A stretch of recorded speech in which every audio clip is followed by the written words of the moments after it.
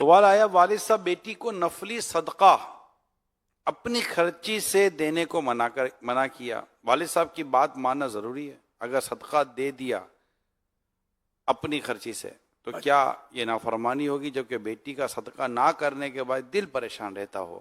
بچی اگر بالغہ ہے مگر باپ نے منع کیا ہے، باپ نے منع کیا ہے، یہاں کیا واجب ہوگا؟ اصل میں ویسے تو نفلی کاموں میں اجازت لینی چاہیے، اور لیکن اب یہاں صورت دیکھی جائے گی کہ باپ نے منع کس بنیاد پہ کیا ہے۔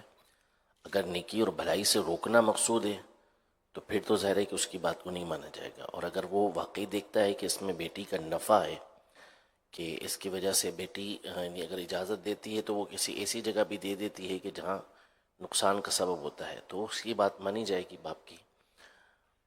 ایک صورت دیکھنی ہوگی کہ کس بنیاد پہ وہ منع کر رہا ہے۔ صلو علی الحبیب صلی اللہ علیہ وسلم۔ ایک